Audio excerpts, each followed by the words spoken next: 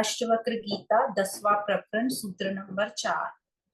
तृष्णा मात्रात्म को बंधः तन्नाशो मोक्ष उच्यते। भवा संसक्ति मात्रेण प्राप्ति तुष्टिर मुहुर्मुहु। अनुवाद इस प्रकार है, तृष्णा मात्र ही आत्मा का बंध है और उसका नाश मोक्ष कहा जाता है। संसार मात्र से अनासक्त होने से निरंतर प्राप्ति और तुष्टि होती है। तो अष्टवक्र जी कहते हैं ये तृष्णा मात्र ही बंधन है। तो संसार में इसके अलावा कोई और बंधन नहीं है और तृष्णा का नाश ही मुक्ति है। जो बंधन होगा उसका नाश होगा, वो मुक्ति हो जाएगी। तो यह संसार, नाते रिश्ते, देह अभिमान, धन संपत्ति आदि, इनमें कोई भी दोष नहीं है। पर जब मैं इनसे कुछ पाना चाहता हूँ, इनसे अपने को और भरना चाहता हूँ, तब ये मेरे लिए बंधन है और दुख का कारण है। क्योंकि बंधन हो गया पर उससे मेरी आशाएं पूरी नहीं हुई तो दुख का कारण होगा। तो अपने बंधन देखो, अपने मन की स्थिति को देखो और वही बंधन पे हमें काम करना है। और इन सब का जो मूल है वो तृष्णा ही है, अधूरेपन का भाव, तृष्णा अधूरेपन का भाव। तो इस भाव को ही चेक करना है कि ये भाव कहाँ से आ रहा है। देह से आ रहा है, ये हमको समझा। अब इसी भाव को हमने सच मान लिया और इसी भाव को सच मान लेना ही अज्ञान है, क्योंकि ये देह से आ रहा है। जैसे पहले सूत्र में कहा, ये मान्यता है हमारी कि हम अधूरे हैं और यही झूठी मान्यता है, यही झूठा ज्ञान है। पर हमने इसी ज्ञान को सच मान लिया। अब जैसे बताया कि कोई भी पूर्णतः भाव से शून्य नहीं हो सकता, क्योंकि हमें कुछ ना कुछ तो चाहिए साथ। हम अकेले नहीं रह सकते, हमें कुछ ना कुछ किसी चीज का साथ चाहिए। इसलिए हम इस भाव को पकड़े रहते हैं कि मैं अधूरा हूं और मुझे कुछ चाहिए, मुझे कुछ चाहिए। तो मैं बाहर से किसी न किसी के साथ संबंध बनाए रहता हूँ।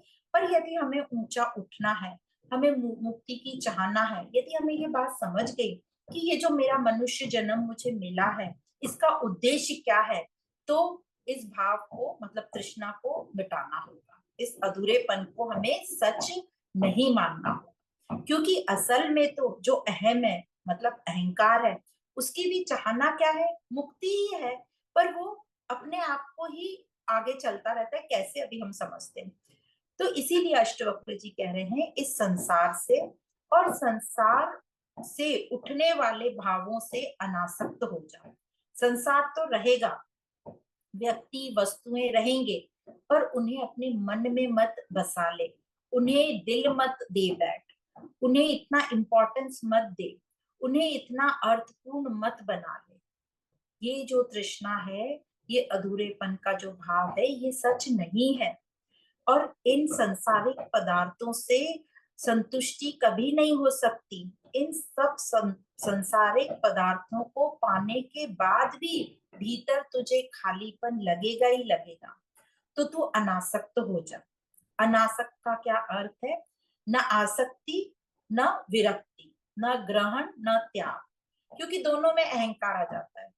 हमने कुछ लिया, उसको तो हमें पता ही अहंकार आएगा। पर हमने किसी चीज का त्याग किया, उसका भी हमें अहंकार रहता है कि मैंने तो ये चीज छोड़ दी, मैंने तो ये चीज छोड़ दी, तो उसका भी हमें अहंकार होता है। तो न ग्रहण न त्याग, किसी की इच्छा ना करना, उपेक्षा भाव रखना, उदासीनता रहना कि ये मेरे मोक्ष के लिए काम आता है तो उसको यूज करना, नहीं तो ठीक है। तो संसार में कहते ये सब की सब वस्तुएं, व्यक्ति सब रहेंगे, पर अच्छा है, ठीक है, बहुत अच्छा है, बस इतना ही हमारे मन में। ये नहीं कि अच्छा है तो मैं इसे कैसे भोग लूं, पर हमारे मन में पूरी वो चलने लगता है, विचार का सर्कल, इतना सुंदर है, मैं इसे कैसे पालूंगा, मैं इससे कैसे रिश्ता रखूं, ऐसे। तो यह जो विचार है, इसको उठते, जैसे ये उठने वाला है, इसको यहीं पे खत्म कर देना। यही अष्टवक्र जी कह रहे हैं, तभी ये तृष्णा हमारी समाप्त होगी। तो न ग्रहण न त्याग। तो तृष्णा को ही अब इतना क्यों बोल रहे हैं अष्टवक्र जी? क्योंकि तृष्णा जो है झूठी मान्यता से आती है, कि जिसे हम ही सच मान बैठे हैं और जिसे हमने ज्ञान मान लिया है। तो झूठी मान्यता क्या है?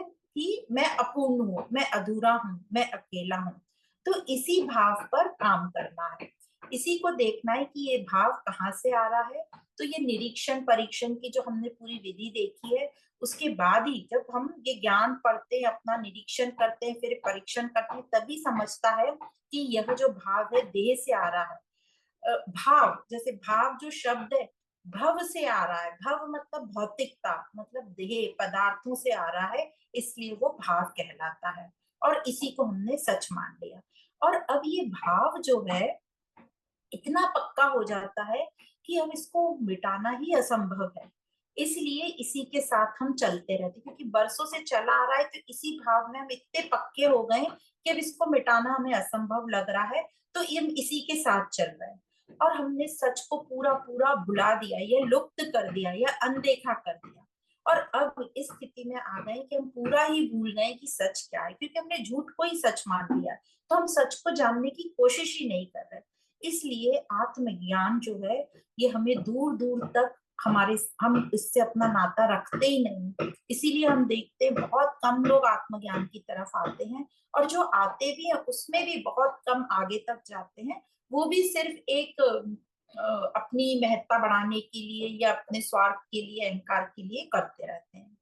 तो अब ये जो इस भाव के साथ हम चल रहे हैं, झूठे भाव के साथ कि मैं अधूरा हूं, और हमने इसी को सच मान लिया, तो हम भोगों में लिप्त तो हुए पड़े हैं। भोग भोग कर हम एकदम दलदल में आ फंसे, धस गए हैं, और हमें अब उसी में हमें मजा आ रहा है। तो दलदल में किसको मजा आता है ये हमें पता है, और हम दूसरों को भी अपने साथ खींच खींच कर इस दलदल में लाते जा रहे हैं। और वो दलदल ही अब हमें असली अपना ठिकाना लग रहा है, क्योंकि हमने नकली को ही असली मान लिया। तो हम असली की खोज ही नहीं कर रहे, हमें लग रहा है यही असली है और यही संसार है। तो अब असली को जानना भी कौन चाहेगा? जो मुक्ति पर चाहता है वही इस दलदल से बाहर निकलता है, वही तृष्णा का नाश करता है, और तृष्णा का नाश करते ही जो बहुमूल्य है हमारे अंदर वह उजागर हो जाता है। तो इसी को अष्टवक्र जी कह रहे हैं कि तू तृष्णा का नाश कर। जैसे ये भाव उठ रहा है कि मैं अधूरा हूं, वहीं पर इसे रोकना है। तो हमारी आगे की जो भोग वृत्ति की जो पूरी चेन है, क्योंकि उसको नहीं रोका तो ये जो विचार है ये कर्म में बदल जाएगा, और फिर ये भोग वृत्ति हमारी चालू रहेगी, दुख सुख की प्रक्रिया चालू रहेगी। इसलिए कह रहे हैं इस तृष्णा का त्याग कर, इसका नाश कर।